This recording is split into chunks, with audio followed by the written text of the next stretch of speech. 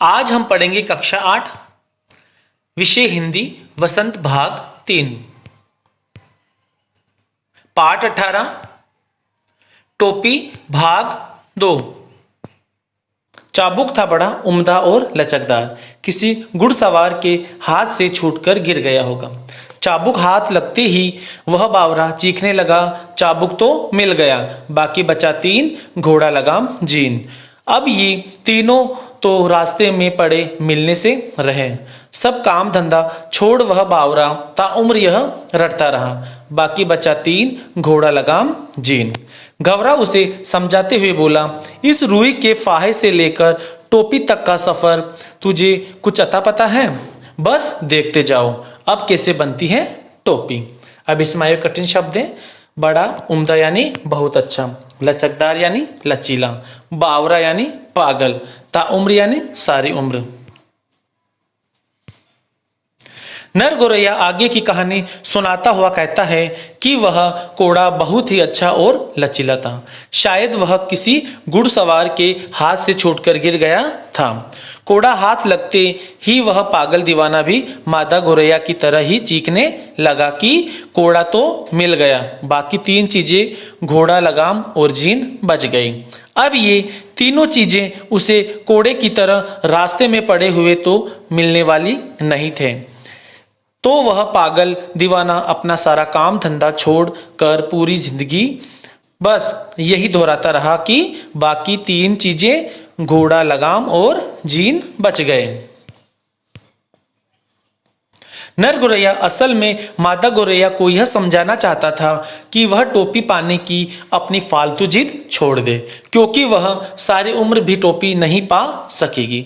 नर गोरैया मादा गोरैया को समझाते हुए कहता है कि क्या उसे रुई के टुकड़े से लेकर टोपी बनने तक के टोपी के सफर के बारे में कुछ भी पता है?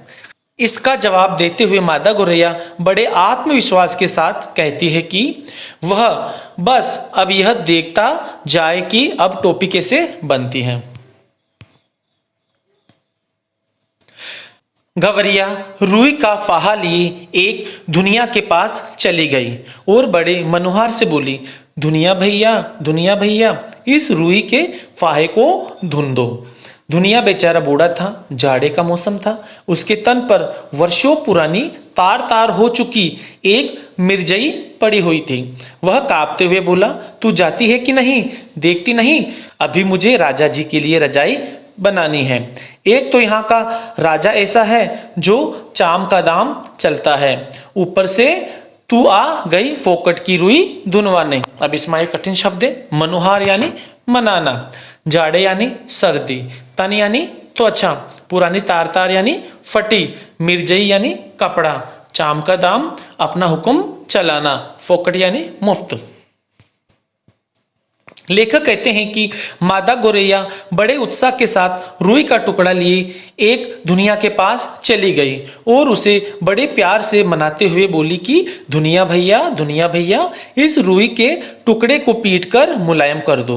दुनिया बेचारा बूढ़ा था, ऊपर से ठंड का मौसम था, उसके शरीर पर न जाने कितने वर्षों पुराना जर्जर हो चुका एक कपड़ा पड़ा हुआ था। वह ठंड से कांपते हुए मादा गोरैया से बोला कि वह उसे परेशान न करे, वहां से चली जाए। क्या वह यह नहीं देख रही है कि अभी उसे राजा जी के लिए रजाई बनानी है? दुनिया राजा की बुराई करते हुए कहता है कि एक तो यहाँ का राजा ऐसा है जो अपना ही हुक्म चलाता रहता है, दूसरों की परवाह नहीं करता, और फिर मादा गोरैया से कहता है कि ऊपर से वह भी रुई के टुकड़े को मुफ्त में पिटवाकर मुलायम करने के लिए आ गई है। उज्र न करो भैया, गवरिया बोली, मैं तुम्हें पूरी उजरत दूंगी, इसे धुन दो भैया। आधा तू ले ले, आधा मैं ले लूंगी। दुनिया को अपनी जिंदगी में आज तक इतनी खरी मंजूरी कभी न मिली थी। 16 आने में 8 आने मजूरी तो इसके लिए सपना थी। अब इसमें एक कठिन शब्द है, उज्र यानी एतराज, उजरत यानी मजदूरी, खरी यानी शुद्ध, मजूरी यानी मजदूरी, 8 आने यानी आधी आधी। दुनिया की बात सुनकर मादा गोरैया दुनिया से बोली कि वह रुई को पीटने में ऐतराज न करे, क्योंकि वह उसे रुई पिटवाने की पूरी मजदूरी देगी। वह दुनिया से कहती है कि वह रुई को पीट कर मुलायम कर दे तो आधी रुई वह ले सकता है और आधी मादा गोरैया को दे सकता है। दुनिया को अपनी पूरी जिंदगी में आज तक इतनी अच्छी मजदूरी कभी न मिली थी।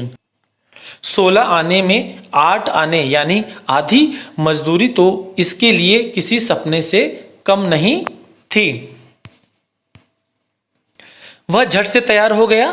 धरचों उसकी ताती बज उठी। उसने बड़े मन से रुई धुनी। लो इसे, इसमें से आधा दुनिया ने ले लिया और आधा गवरिया ने।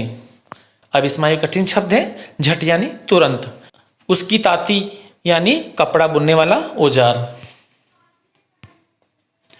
आधी मजदूरी की बात सुनते ही दुनिया एकदम से मादा गोरैया की रुई को पीट कर मुलायम करने के लिए तैयार हो गया।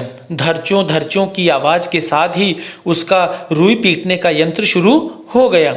उसने अपनी पूरी लगन से रुई को पीट कर मुलायम कर दिया और उसमें से आधा ले लिया और आधा मादा गोरैया को दे दिया। इससे उत्साहित गवरिया एक कोरी के यहाँ गए और कहने लगे, कोरी भैया इस धुनी रुई से सूत काट दो। कोरी की कमर झुकी हुई थी। उसने बदन पर धज्जी हो चुका एक दुस्सा डाल रखा था। वह बड़ी अनिच्छा से बोला, तुम लोग यहाँ से भागते हो कि नहीं? देखते नहीं अभी मुझे राजा जी के अचकन के लिए सूत काटने हैं। मुझे फुर्सत नहीं है मुफ्त में मल्लार गाने की। अब इसमें एक कठिन शब्द है उत्साहित यानी उत्साह से युक्त। कोरी यानी कताई करने वाला। धज्जी यानी टुकड़े। धुस्सा यानी मोटा कंबल। अनिच्छा यानी बेमन। अचकन यानी लंबा कुर्ता। सूत यानी धागा। फुर्सत यानी खाली समय। मुफ्त में मल्लार संगीत का एक राग मल्हार। जब दुनिया ने मादा गोरैया के रुई के टुकड़े को अच्छे से पीटकर मुलायम कर दिया तो इससे बहुत अधिक खुश नर गोरैया और मादा गोरैया एक कोरी के यहाँ गए और कहने लगे कि कोरी भैया इस मुलायम हो चुकी रुई के टुकड़े को काट कर सूत बना दो। किसी कारण से कोरी की कमर झुकी हुई थी। उसने अपने शरीर पर फटा पुराना हो चुका एक कंबल डाल रखा था। नर गोरैया और मादा गोरैया की बात सुनकर वह बिना काम करने की इच्छा से बोला कि वे लोग वहां से भागते हो कि नहीं? क्या उन्हें दिखाई नहीं दे रहा है कि अभी उसे राजा जी के लंबे कुर्ते के लिए सूत काटना है? और रही बात नर गोरैया और मादा गोरैया के लिए सूत काटने की, तो उसके पास इतना खाली समय नहीं है कि वह मुफ्त में किसी के लिए गाना गाए, यानी वह मुफ्त में कोई काम नहीं करता। भैया इस मुल्क में सब काम क्या राजा जी के लिए ही होता है? गवरिया अचरज से बोली। तू किस मुल्क से आई है? कोरी ने उसे भर आंख देखा। जानती नहीं यहाँ का चलन? खट मरे बरधा बेटा खाए तुरंग। यहाँ सब काम राजा जी के नाम पर और राजा जी के लिए होता है। राजा जी के लगवे भगवे भी तो बहुत हैं, इसी में उनका भी काम होता है। अब इसमें एक कठिन शब्द है मुल्क यानी देश। अचरज यानी हैरानी। आंख देखा एक नजर देखा। खट मरे बरधा बेटा खाए तुरंग यानी मेहनत करे हम फल खाए दूसरा। लगवे भगवे यानी चमचे। कोरी की बात सुनकर मादा गोरैया बहुत ही हैरानी के साथ कोरी से पूछती है कि भैया इस देश में सब काम क्या सिर्फ राजा जी के लिए ही होता है? क्योंकि हर जगह मादा गोरैया को राजा जी के ही काम सुनाई पड़ रहे थे। कोरी ने मादा गोरैया को एक नजर भर देखा और पूछा कि वह किस देश से आई है, क्योंकि उसे इस देश के बारे में कुछ नहीं पता था। कोरी मादा गोरैया से कहता है कि क्या वह यह नहीं जानती कि इस देश का क्या माहौल है? यहाँ तो मेहनत कोई और करता है और उसका फल कोई और ही ले जाता है। कोरी उन्हें बताता है कि यहाँ सब काम राजा जी के नाम पर और राजा जी के लिए ही होते हैं। राजा जी के आगे पीछे उनकी चापलूसी करने वाले भी तो बहुत हैं और राजा जी के नाम पर उनका भी काम होता है।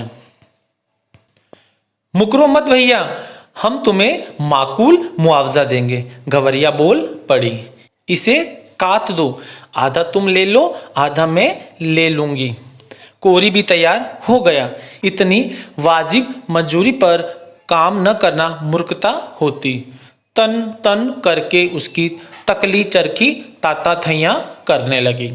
काफी महीन और लच्छेदार सूत काट दिए उसने। अब इसमें आए कठिन शब्द है। मुकरो यानी अपनी बात पर बने न रहना, मुआवजा यानी उचित हर्जाना, वाजिब यानी सही, मूर्खता यानी बेवकूफ़ी, ताता थैया नाचने, महीन यानी पतला, लच्छेदार यानी रेशेदार।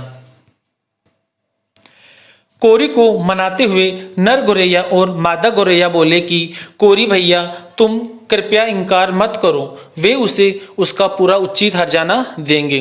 फिर मादा गोरैया कोरी से बोल पड़ी कि वह उसके रुई के टुकड़े को काट दो और बदले में उसमें से आधा वह ले ले और आधा उसे दे दे। इस बात को सुनकर कोरी भी तैयार हो गया। इतनी सही मजदूरी पर कोई काम न करे तो वह जरूर ही मूर्ख होगा। वह पूरी लगन से उस रुई के टुकड़े को काटने लगा। तन तन करके उसकी तकली चरखी ताता थैया करके नाचने लगी। उसने बहुत ही पतला और रेशेदार सूत काट कर नर गोरैया और मादा गोरैया को दिया। कदम कदम पर मिलते कामगारों के सहयोग ने गवरिया को आगे बढ़ने पर उकसा दिया। इसके बाद वे दोनों एक बुनकर के पास गए और इसरार करने लगे, बुनकर भैया इस कते सूत से कपड़ा बुन दो। अब इसमें आए कठिन शब्द हैं। सूत यानी धागा, सहयोग यानी मदद, उकसा यानी उत्साहित, इसरार यानी आग्रह। लेखक कहते हैं कि कदम कदम पर कामगारों का सहयोग मिलने के कारण मादा गोरैया को अपने लक्ष्य को प्राप्त करने के लिए और ज्यादा प्रोत्साहन मिल रहा था। सूत जब काट लिया गया तो उसके बाद वे दोनों एक बुनकर के पास गए और उससे आग्रह करने लगे कि बुनकर भैया इस कटे हुए सूत से उनके लिए कपड़ा बुन दो। धन्यवाद।